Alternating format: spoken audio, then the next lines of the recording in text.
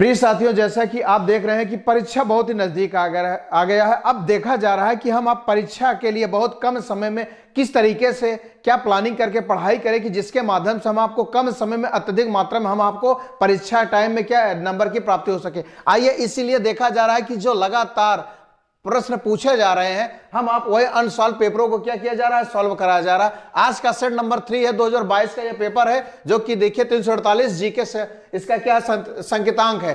अब हम आप क्या करते हैं, प्रश्नों के साथ शुरुआत करते हैं। देखा जाता है कि हम आपका प्रश्न क्या है, आवृत बीजी पौधे का भ्रूण पोष होता है। मतलब देखा जाता है जो आवृत बीजी पौधा होता है, अब इसका भ्रूण पोष कहां से देखा जाएगा। हम आपके पास 4 ऑप्शन दिए गए हैं। पहला क्या है, द्विगुणित, बहुगुणित, त्रिगुणित, अगुणित। ये क्या है, हम आपका ऑप्शन है। देखा जा रहा है कि आवृत बीजी पौधे का जो भ्रूण पोष होता है वो किस प्रकार का होता है, 2 गुणित होता है कि बहुगुणित होता है कि त्रिगुणित होता है कि अगुणित होता है। अब देखा जाता है कि ऑप्शन के माध्यम से देखते हैं। द्विगुणित का सेंस ये होता है कि जैसे कोई एक है, एक में एक का गुणा कर देते तो क्या हो जा रहा है, एक ही आ रहा है। हाँ, अब ये देखा जाता है आवृत बीजी पौधे का भ्रूण पोष देखा जाता है, ये क्या होता है, त्रिगुणित प्रकार का होता है। कैसे होता है, त्रिगुणित प्रकार का होता है, क्योंकि बहुगुणित हो ही नहीं सकता, द्विगुणित होगा ही नहीं, इसमें अगुणित होगा ही नहीं। तो इसलिए देखा जाता है हम आपका ऑप्शन नंबर क्या होगा, तीसरा होगा। अगर आपका पास प्रश्न पूछा जाता है आवृत बीजी पौधे का भ्रूण पोष होता है, तो आप ऑप्शन नंबर क्या करेंगे, तीसरा टिक करेंगे। त्रिगुणित प्रकार का क्या होता है, इसका भ्रूण पोष होता है। आइए अगले प्रश्न पर। लोगों का प्रश्न नंबर क्या है, 2 है। मंगोली जड़ता किसके कारण होती है। देखा जाता है मंगोली जड़ता एक प्रकार का देखा जाता है, ये क्या होता है, हम आपके गुणसूत्रों के क्या होता है, गुणसूत्रों के बढ़ने और घटने के कारण ये क्या करता है, हम आप में ये बीमारी का उत्पन्न करते हैं, मंगोली जड़ता। अब ये ऐसी बीमारी रहता है जो क्या करता है, ये कभी ठीक भी नहीं हो सकता। अब देखा जाता है हम आपके पास ऑप्शन है, जैसे देखा जाता है मंगोली जड़ता किसके कारण उत्पन्न होता था। पहला ऑप्शन क्या है, लिंग गुणसूत्रों के कारण। ये नहीं हो सकता। लिंग गुणसूत्र क्या करते हैं, लिंगों का निर्धारण करते हैं, ये हो ही नहीं सकता। अब देखा जाता है 21वीं जोड़ी के अलिंग गुणसूत्रों की एकल सूत्रता के कारण, यह भी नहीं होता है। अब देखा जाता लिंग गुणसूत्र, हाँ ये भी वही ऑप्शन रिपीटेड है, नहीं होगा। हम आपका ऑप्शन नंबर क्या है, चौथा है।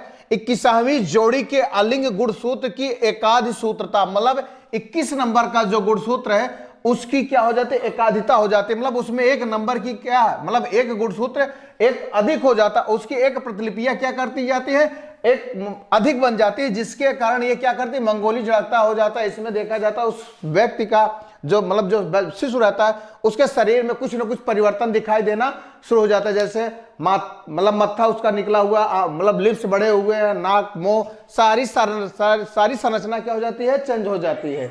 आइए फिर नेक्स्ट प्रश्न पर। नंबर 3 में देखा जाता है अनुवांशिकता रूपांतरित पौधा है। मतलब अनुवांशिकता, इसका सेंस ये होता है कि देखा जाता है कोई पौधे में क्या किया जा रहा है, संकरण की क्रिया कराई जा रही है, जिसका वह रूपांतरित का सेंस होता है क्या, उसमें बदलाव आना। अब पहला ऑप्शन हम आपको देखा जाता है बीटा कपास, बीटी कपास, बीटी मक्का, गोल्डन राइस, इनमें से सही। ये हम आपके क्या है, 4 ऑप्शन है। अनुवांशिक रूपांतरित का सेंस ये होता है, जैसे देखा जाता है कि अनुवांशिकता का सेंस होता है कि कोई पौधा है, अब उसके कुछ गुण या लक्षण देखा जाता है, उसकी जैसे उर्वरता की क्षमता को देखा जाए, या उसमें अंदर कुछ देखा जाता है, कुछ ऐसे मतलब पौधे के अंदर जो प्लांट होते हैं उसके कुछ डिजीज होते हैं जो एक पीढ़ी से दूसरे पीढ़ी में रिपीट हो रहे हैं, उसको क्या किया जा रहा है, यहाँ पे बदलाव किया जा रहा है। किसके माध्यम से, क्रॉस करा के, मतलब एक संकरण हाइब्रिड करा के जो पौधे का रूपांतरित रूप देखा जा रहा है वो बीटी कपास भी हो सकता है, बीटी मक्का भी हो सकता है, गोल्डन राइस भी हो सकते हैं, और इनमें से सभी। हम आपका ऑप्शन क्या होगा, इनमें से सभी।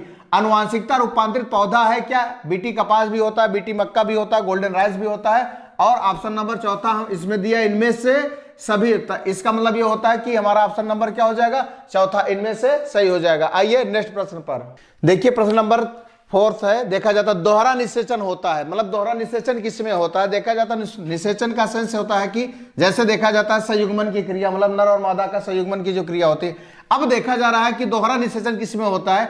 अब देखा जाए शैवाल्स, कवकों में, अनावृत बीजी पौधों में, आवृत बीजी पौधों में। ये हम आपके पास क्या है, 4 ऑप्शन है। इन 4 ऑप्शनों में से कोई एक ऑप्शन हम आपका है।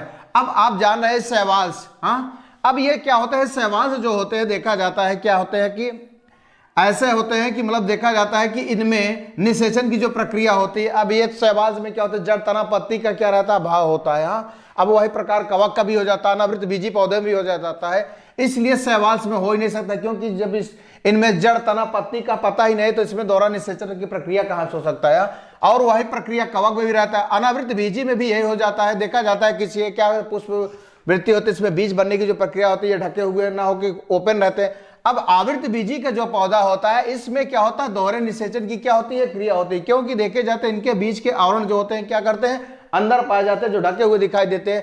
इसलिए इसमें क्या होता है, परागण की क्रिया होती है। परागण के माध्यम से इसमें निषेचन की क्रियाएं क्या होती है, संपन्न होती है। इसलिए हम आप लोगों का ऑप्शन नंबर क्या है, 4th है। आवृत बीजी पौधों में क्या होता है, दोहरे निषेचन की क्रिया होती है। आइए नेक्स्ट प्रश्न पर। प्रश्न नंबर 5 में देखा जाता है विषाणु का आनुवांशिक पदार्थ है, मतलब विषाणु का आनुवांशिक पदार्थ होता है क्या। देखा जाता है जो विषाणु होते हैं, जो वायरस होते हैं, उनका आनुवांशिक पदार्थ क्या होता है। हम आपके पास ऑप्शन क्या है, 4 है। देखा जाता है क्या ऑप्शन नंबर फर्स्ट क्या है, डीएनए।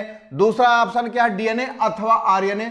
तीसरा ऑप्शन है आरएनए। चौथा ऑप्शन है डीएनए एवं आरएनए। अब देखा जा रहा है जहां तक डीएनए आरएनए दोनों में से कोई एक नहीं देखा जा रहा है। अब इन दोनों ऑप्शनों को पहले साइड में करिए, सेकंड और फोर्थ को हम अब देखते हैं। देखिए प्रश्न यहां दिया है कि डीएनए अथवा आरएनए, डीएनए एवं आरएनए। अब इसमें देखा जा रहा है कंफ्यूजन यही कर रहा है। अब हम आपको ऑप्शन लग रहा है कि ये भी है और ये भी है, अथवा एवं में बहुत से अंतर हम आपको देखा जाएगा कि अथवा का अंतर क्या होता है, एवं का अंतर क्या होता है। अथवा का सेंस होता है कि या तो ये या तो ये। अथवा का सेंस क्या होता है, या तो डीएनए होगा या तो क्या होगा, आरएनए होगा। एवं देखा जाता है कि डीएनए एवं आरएनए, मतलब डीएनए भी हो सकता है एवं मतलब और आरएनए, ये दोनों को क्या माना जा सकता है। पर देखिए कंफ्यूज करने के लिए अथवा और एवं को क्या दिया है, ऑप्शन में दिया है। इसलिए देखा जाता है विषाणु का आनुवांशिक पदार्थ दोनों में से कोई एक ही हो सकता है, या तो डीएनए होगा या तो फिर क्या होगा, आरएनए होगा। और दोनों एक साथ नहीं हो सकते हैं, ना तो डीएनए होगा ना तो आरएनए होगा, ना तो डीएनए एवं आरएनए होगा। हम लोगों का ऑप्शन नंबर क्या होगा, सेकंड होगा, जो डीएनए एवं आरएनए दोनों को देखा जा सकता है। हाँ, मतलब इसलिए हम आपका ऑप्शन नंबर क्या हो जाएगा, सेकंड हो जाएगा, डीएनए अथवा आरएनए। अब विषाणु का आनुवांशिक पदार्थ के रूप में डीएनए या तो आरएनए होगा, दोनों में से कोई एक ही होगा। इसलिए हम लोग का ऑप्शन नंबर क्या हो जाता है, सेकंड हो जाता है। आइए इन्हीं प्रश्नों के साथ आज इस वीडियो को समाप्त किया जाता है। कल कुछ महत्वपूर्ण प्रश्नों के साथ एक नए सेट में पुनः कुछ महत्वपूर्ण प्रश्नों को कराया जाएगा। धन्यवाद।